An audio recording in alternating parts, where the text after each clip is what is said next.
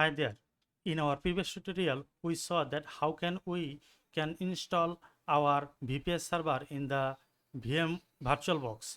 In this tutorial, we are going to see how can we create network connectivity like set up static IP address and configure the SSH connection. So let's go for that.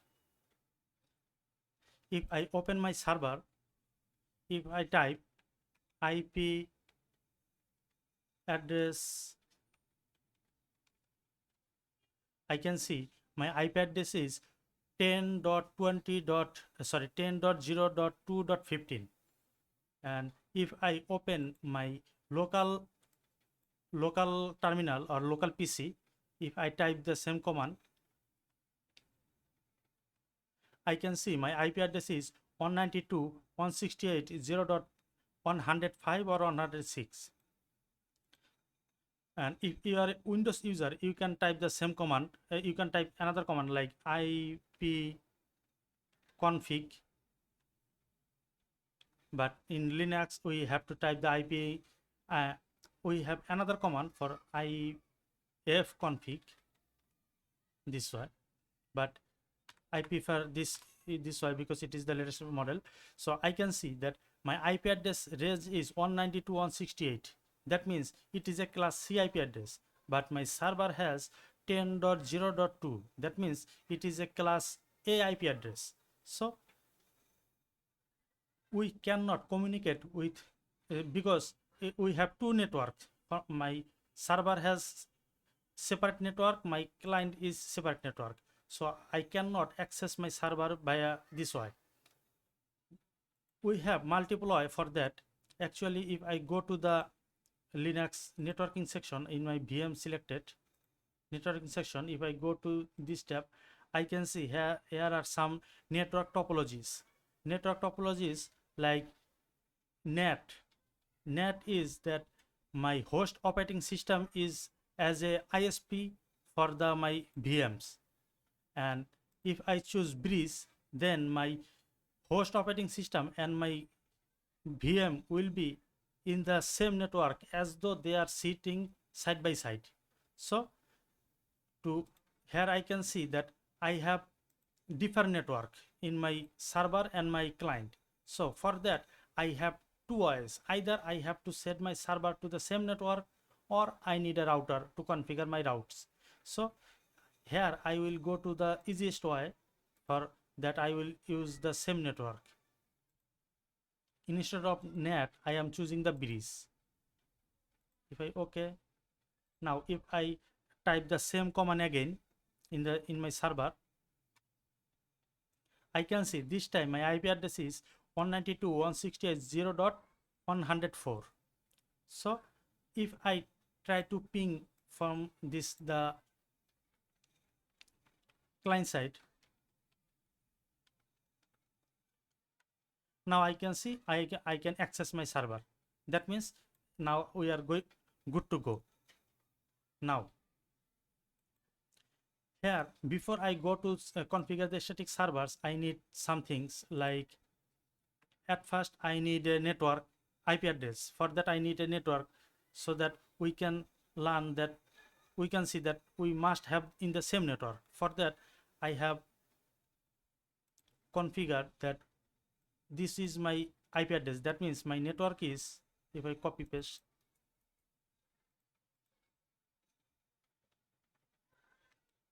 my network is this one. It will be now mask will be 255.255.255.0, or we can express this like this way. And I need a gateway. If I go to my client, I can type IP route. I can see my gateway is 01. That means let's copy paste the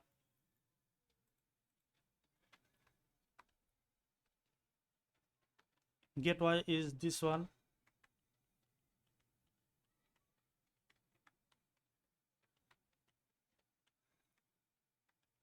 Now I and in my server, that means in my router, I have configured DHCP server. So it is, if I go to my router, that means my gateway, if I type my gateway IP address, I can access my router.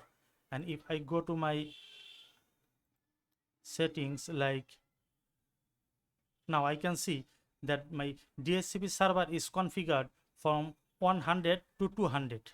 That means we have, actually let's type 192.168.0.100 to 200 is reserved for my DHCP server for my router. So I have available IP address below 100 and 100 and after more than 200 up to, that means my available IP address is 2 to 99 and 201 to, it will be 254, because we have missing two IP address here, 255 that will be used for my broadcast, and another one 251 that is used for our gateway. So I have this IP address in range, so I have to choose any IP address between them. So let's choose our IP address for my server. It will be like 80. So now let's configure our server static IP address. For that I have to go to my server. Now when we configure IP address, it will depends based on the operating system. Here I am using Ubuntu, so Ubuntu has also multiple way to do that, but latest way is the modify the net plan. So for that I have to go to modify the net plan file.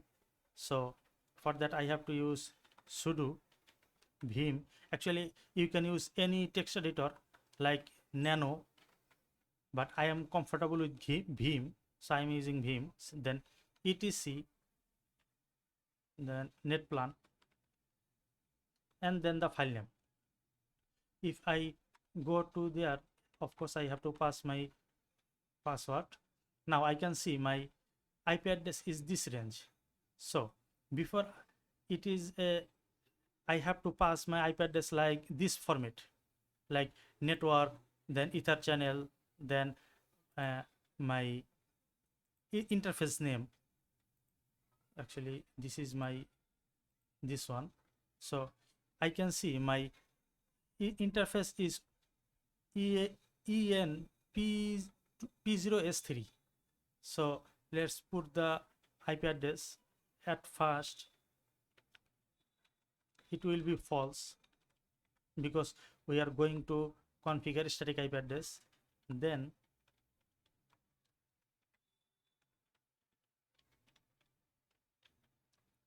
and one more thing, in the YAML file must be maintain the same index, else it will not work. So IP address is 192.168.0.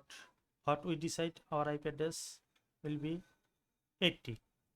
So our IP address will be 80/24 because it is the subnet mask. Sorry, 24.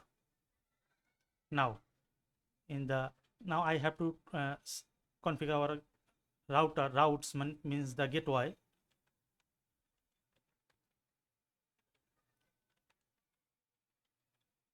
Default gateway, and 192.168.0.1 because this was our gateway. Now we have to configure our DNS server, but we don't have DNS server, but still let's put a DNS server. That means name ser NAMSER servers, and AWD.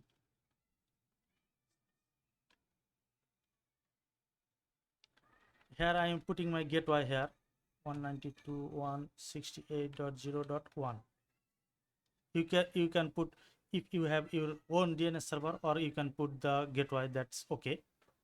So let's check out our configuration one more time. Addresses like a spelling mistake or something. Addresses 192.168.0.60/24, okay. Routes default via 192.168.0.1, okay. Name servers addresses a double, actually I mistyped the address. It will be addresses like this way. Now I have to save my file. Now I have to configure sudo run this command sudo net plan apply. Now if I type check our IP address again, I can see this time my IP address is 192.168.0.80. So if I try to access my server from my client side 192.168.0.80, oh sorry 80, I can see I can accessing my IP server via IP address. That means our connectivity is done. Now I have to configure our SSH service, SSH connection, so that our server we can connect via secure shell from our client side to server side. So for that, in the server side, I must need SSH service enabled. If you remember, when we install our server, we install the OpenSSH package. So let's see that our SSH connection is active or not. So for that,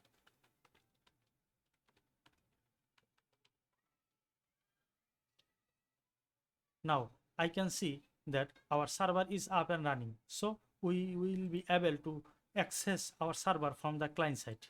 So our command will be SSH, then the username, that user was Azure, and the server IP address 80. If I type, now it asks yes. Now my password. Now I can see I am accessing in my server. That means this is my server IP address, a server hosting. If I type IP, I can see my server IP address. So now if I log out and again try to access, I have to type password every time when I try to access this way. So instead of typing every time the password, we will generate a SSH key in our client side and send that SSH key in the server side. And then if we try to access via SSH key, it will be automatically logged in without any server password. So let's see how can we do that. For that, I need to generate SSH key in the client side. For that, I have to type SSH keygen. This command is sufficient, but still let's pass the type. It will be RSA, and the bit length, it will be 228. Sorry, 2028. Actually this length will be 1024, and then multiply by number. You can choose any number like 1 KB, 2 KB. Here I am using the 2 KB. So if I run this command, it will generate a SSH key in this location.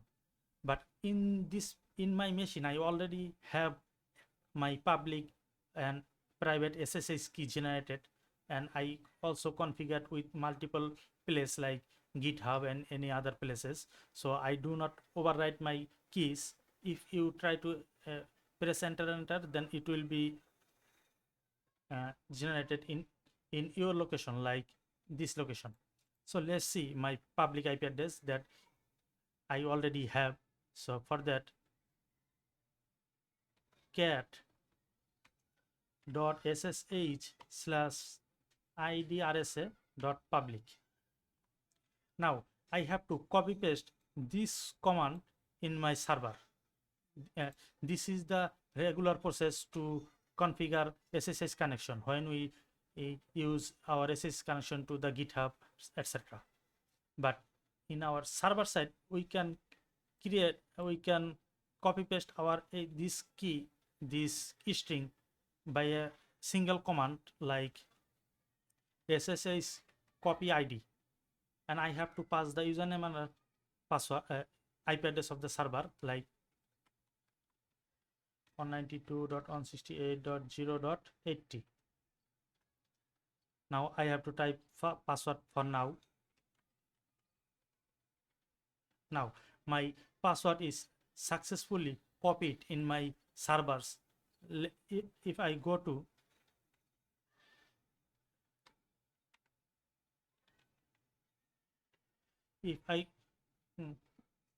log this file, I will see my SSH key is copied here. I can see my SSH key is copied by this command. So if I try to access my server if regular way, 192.168.0.80, it will not ask the password anymore. It will directly logged in. So let's log out and log in again. I can see without no problem. Now still I have to type my IP address and username again and again. So let's see, instead of this typing this way, we can type like Ubuntu server, like this way. If I type this way, our SSH connection will be automatically logged in. So how can we do that? For that, I need to configure my SSH config file. For that, I have to like Vim or any other text editor you prefer, like Nano or something. Then SSH key, you have to create a file like config. I already have a file configure. I just copy paste this line, and instead of, let's put this way, server, and my username is Riazul, that means the same one, and my host name will be IP address is 80, that means 192.168.80, and everything is fine because my default port is 212, and it will be check connectivity for every 60 seconds, that means 1 minute. So if I save my file, now instead of typing this way, I can type Ubuntu server. Now I can see my SSH connection is totally completed. So in the next tutorial, we will see that how can we configure our third step.